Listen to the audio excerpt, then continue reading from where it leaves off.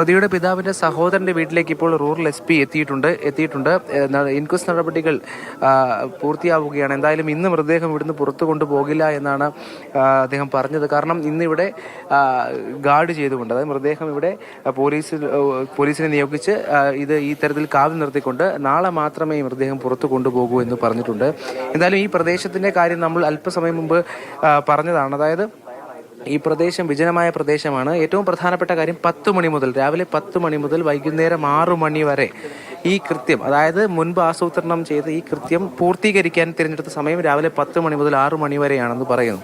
അപ്പോൾ പ്രതി ഇത് ആസൂത്രണം ചെയ്യുന്ന ഘട്ടത്തിലൊക്കെ ഈ പറയുന്ന പിതാവിൻ്റെ സഹോദരൻ്റെ വീടുമായി ബന്ധപ്പെട്ട പരിസരവും മനസ്സിൽ വന്നു കാണും. കാരണം 6 മണി എന്ന് പറയുമ്പോൾ ഈ തിരുവനന്തപുരം നഗരപ്രദേശത്തേക്ക് സംബന്ധിച്ച് അത്രമാത്രം തിരക്കുള്ള പ്രദേശമാണ്. എന്നാൽ ഇങ്ങോട്ട് വന്നാൽ നെടുമങ്ങാടി ഭാഗത്തെ നമ്മൾ നിൽക്കുന്ന ഈ SL പുരം എന്ന് പറയുന്ന പ്രദേശത്ത് വന്നു കഴിഞ്ഞാൽ നമ്മൾ സൂചിപ്പിച്ച ഈ പ്രദേശം എന്ന് പറയുന്നത് വിജനമായി ഇത്തരത്തിൽ തിരക്കുകളിൽ നിന്ന് മാറി നിൽക്കുന്ന പ്രദേശമാണ്. അതുകൊണ്ട് തന്നെയാണ് ഏതാണ്ട് 6 മണിക്ക് മുൻപ് തന്നെ, അതായത് സ്വന്തം വീട്ടിലേക്ക് ഏറ്റവും ഒടുവിൽ പോയി ഈ കൊലപാതകങ്ങൾ നടത്തുന്നതിന് തൊട്ട് മുൻപ് ഇവിടേക്ക് എത്തുകയും സഹോദരനും, അതായത് പിതാവിൻ്റെ സഹോദരനും സഹോദരിയും മാത്രമേ ഇവിടെയുള്ളൂ എന്ന് ഉറപ്പിച്ചതിന് ശേഷം ഇത്തരത്തിൽ ഈ വീട്ടിലേക്ക് വരുന്നത്. കാരണം ഒരു പക്ഷേ അനന്തകൃഷ്ണൻ സൂചിപ്പിച്ചതുപോലെ ഇത്തരത്തിൽ കടബാധിത ഉണ്ടായിരുന്ന കുടുംബമാണ്. അത്തരത്തിൽ ഇവരോടൊക്കെ സഹായം അഭ്യർത്ഥിച്ച് കാണും. ഈ സഹായം അഭ്യർത്ഥിക്കുമ്പോഴുള്ള പ്രശ്നം, നേരത്തെ മരുമകൻ സൂചിപ്പിച്ചതുപോലെ അത്രമാത്രം വലിയ വിശാലമായൊരു ബന്ധം അഫാൻ എന്ന് പറയുന്ന വ്യക്തിക്ക് ഈ വീടുമായോ അല്ലെങ്കിൽ പിതൃ സഹോദരനുമായോ ഉണ്ടോ എന്നുള്ള സംശയം അദ്ദേഹത്തിൻ്റെ വാക്കുകളിൽ നിന്നുണ്ടാകുന്നുണ്ട്. അതുകൊണ്ട് തന്നെ ഒരു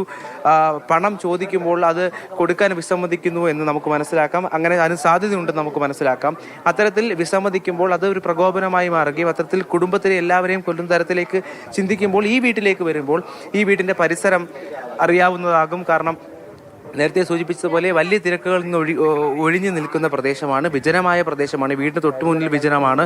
ഒരു ചെറിയ റോഡ് മാത്രമാണുള്ളത്, 6 വീടുകൾ മാത്രമാണുള്ളത്. അതുകൊണ്ട് തന്നെയാകും ഇത്തരത്തിൽ 6 മണിക്കുള്ളിൽ, അതായത് സ്വന്തം വീട്ടിലേക്ക് പോകുന്നതിന് തൊട്ട് മുൻപ് ഇവിടേക്ക് എത്തി കുറ്റകൃത്യം ചെയ്യാമെന്ന് പ്രതി തീരുമാനിക്കുന്നത്. അത്തരത്തിൽ ഈ വീട്ടിലേക്ക് കയറി ചെന്നാൽ, ഒരു 5 മണിക്ക് കയറി ചെന്നാൽ തന്നെ ഇത്തരത്തിൽ ഈ ചുറ്റുപാടുമുള്ള പ്രദേശത്തുള്ള ആളുകൾ മാത്രമാകും ഈ വീട്ടിലൂടെ കടന്നു പോവുക. അതുകൊണ്ട് തന്നെ അസ്വാഭാവികമായി ആരെങ്കിലും വരുന്നോ എന്നുള്ള സംശയമൊന്നും ഇവർക്കില്ല. കാരണം ഏതാണ്ട് എത്രയോ വർഷങ്ങൾക്ക് മുൻപ് ഈ വീട്ടിൽ, നമ്മളിപ്പോൾ ദൃശ്യങ്ങളിൽ കാണുന്ന ഈ വീട്ടിൽ നടന്നൊരു ചടങ്ങിൽ പങ്കെടുത്ത ഓർമ്മ മാത്രമാണ് ഈ നാട്ടുകാർക്കുള്ളത്. അതിനപ്പുറത്തേക്ക് ഈ വ്യക്തിയുമായി, ലത്തീഫ് എന്ന വ്യക്തിയുമായി വലിയ ബന്ധം സ്ഥാപിക്കുന്നുണ്ട്.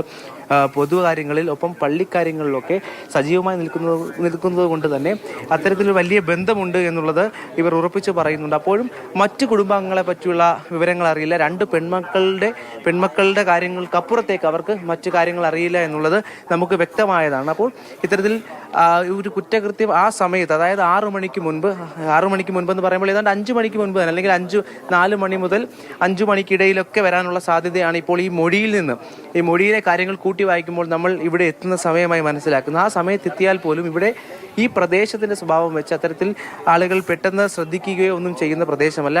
ഇദ്ദേഹത്തിനൊരു ചിട്ടയുണ്ടായിരുന്നു. ആ ചിട്ട എന്ന് പറയുന്നത്, ലത്തീഫിന്റെ ചിട്ട എന്ന് പറയുന്നത്, റിട്ടയർമെന്റിന് ശേഷം പള്ളിയുമായി ബന്ധപ്പെട്ട കാര്യങ്ങളിൽ സജീവമായിരുന്നു.